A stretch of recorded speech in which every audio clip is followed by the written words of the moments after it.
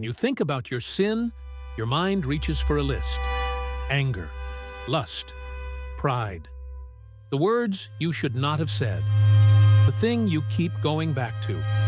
You picture sin as an appetite, something you wanted too much, or a wound you caused, or a bright line you saw clearly and crossed anyway. You are not wrong, but you are looking at the surface. Because underneath nearly every sin you have ever committed, and nearly every sin you ever will, there is something older sitting quietly at the root. Not anger, not desire. Something the Bible names on its very first pages, and then never stops pointing to. Fear. And once you see it there, you will not be able to unsee it. Watch for it, and you will start to notice fear underneath the lie you told to protect yourself, underneath the money you gripped too tightly, underneath the control, the performance, the anger that flares when you feel small, underneath the thing you said just to be liked, and the thing you would not say to keep the peace. Fear is the oldest thing the human heart felt after it turned from God. It is the first emotion recorded after sin enters the world, and it has been the hidden engine underneath our disobedience ever since. By the time we are finished, you are going to understand something Scripture has been saying from its 3rd chapter to its last. That the opposite of sin is not willpower, and the cure for fear is not courage. It is something stranger and far better than either. Before we walk through the stories, one word, because in Hebrew, it hides something the English cannot show you. The word is Yare. It runs all through the Old Testament, and it holds two opposite things in a single hand.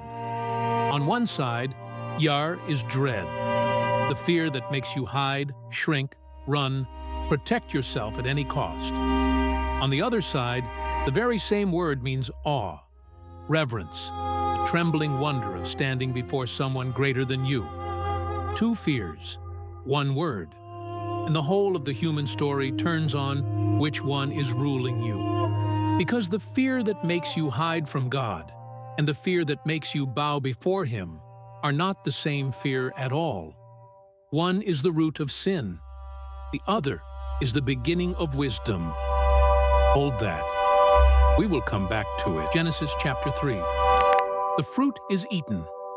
And the first thing that moves through a human being is not guilt and not shame, first of all. It is fear. God walks in the garden, and Adam does the thing every one of us has done since. He hides. God asks him why. And listen to Adam's own words. I heard you in the garden, and I was afraid, because I was naked. So I hid. I was afraid. So I hid. That sentence is the blueprint of almost every sin that follows it. Something in us becomes afraid of exposure, of punishment, of being seen as we are. And so we hide. We cover. We sew fig leaves out of whatever we can find. Excuses, achievements, distance, noise. Sin, at its root, is not first rebellion for its own sake. It is a frightened creature hiding from the only face that could heal it. Move forward to Abraham, the father of faith himself. Twice he walks into a foreign land, and twice he is gripped by the same fear. They will kill me to take my wife. And twice this man of faith lies. She is my sister. He hands his own wife to another man's household to save his own skin. Why does the father of faith become a liar? Not because he stopped believing God existed, because in that moment he was more afraid of the king in front of him than he trusted the God above him. That is what fear does. It shrinks God down until the threat in the room looks bigger than the promise over your life. And a shrunken God is a God you feel you have to protect yourself from. So you lie, you manage, you scheme. Fear turns even faithful people into people who take control. God never asked them to take. Numbers chapter 13. 12 men are sent to see the promised land, the land God has already sworn to give them. 10 come back afraid, and their fear says something remarkable. We seemed like grasshoppers in our own eyes, and so we seemed to them. In our own eyes. That is the tell. Fear does not just measure the size of the giant. It rewrites the size of you. It shrinks a whole nation into insects, standing at the edge of their own inheritance. And so they turn around. They choose the wilderness over the promise. Not because the promise failed, but because fear made them too small to receive it. How many of God's promises have you walked away from? Not because they were false, but because fear had already convinced you that you were a grasshopper? 1 Samuel 15. King Saul is given a clear command from God, and he disobeys it. When the prophet confronts him, Saul finally tells the truth about why. I feared the people, he says, and obeyed their voice. I feared the people and obeyed their voice. There is a law hidden in that sentence, and it governs your life whether you have noticed it or not. Whatever you fear, you will obey. Fear is never neutral. It always hands the keys to something. Saul feared the crowd, so the crowd became his god, and he lost a kingdom to keep their approval. Every time you disobey what you know is right to keep the approval of a room, you are living Saul's verse. You are simply obeying a smaller god. And then Peter, the one who swore he would die before he denied. When it comes, it is not a sword that undoes him. It is a servant girl and a question beside a charcoal fire. 3 times he is asked if he knows the man being led away to die. 3 times fear speaks through him. I do not know him. The boldest of them, silenced, not by torture, but by fear of a fire and a few faces. This is how close the root runs to the surface in all of us. It is not the great trials that expose our fear most often. It is the small rooms, the offhand question, the moment it would cost something to be honest about who we belong to. Now, go back through the whole of Scripture with this in your eyes, and you will notice how often God's first words to frighten people are the same 3. Do not be afraid.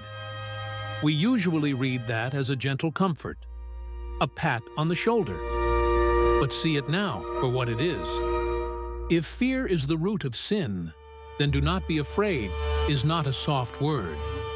It is God going straight for the root. It is Him reaching underneath the anger and the hiding and the lying and the control, down to the thing that has been driving all of it, and speaking to that. And He never simply says, be brave. He never says, try harder to feel calm. He always attaches Himself to the command. Do not be afraid, for I am with you. The cure is not courage summoned from inside you. The cure is a presence that comes from outside you. But there is one fear underneath all the others, the one Adam felt first in the garden. It is not fear of heights or failure or people. It is the fear of punishment. The fear that if you were fully seen, fully known, you would be condemned. That is the fear humming underneath the hiding. We are afraid, at the very bottom, that the verdict over us is guilty. And this is where the whole story turns. Because the New Testament makes a claim so specific, it can only be aimed at that exact fear. 1 John chapter 4. There is no fear in love, but perfect love casts out fear, because fear has to do with punishment. Fear has to do with punishment. John found the root too, and he says the answer to it is not willpower and not courage. The answer is a love that deals with the punishment itself. This is why Paul could write to Timothy that God has not given us a spirit of fear, but of power and of love and of a sound mind.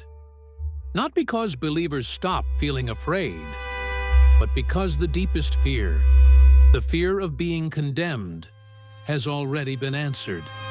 Answered once and for all by someone who stepped between you and the punishment you dreaded and took it into his own body.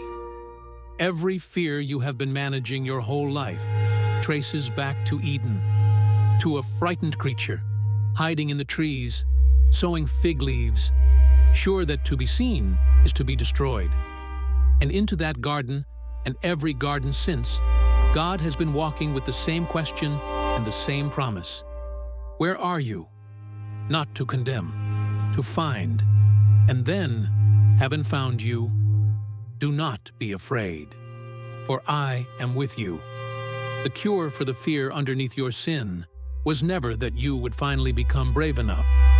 It is that a love walked straight into the punishment you were afraid of, came out the other side, and turned around to say the thing he has been saying to frightened people from the very beginning. Do not be afraid, for I am with you. If this changed how you understand the thing underneath your sin, subscribe. This is what we do here at Burning Hearts.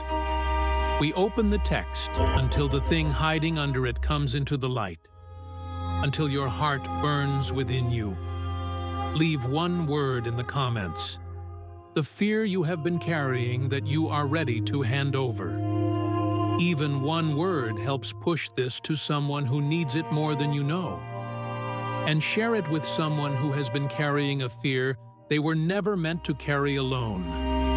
May the perfect love that casts out fear find the deepest, most hidden room in you, and may it drive out everything that has been ruling there in the dark, until the only thing left on the throne is the one who was always meant to sit on it. God bless you.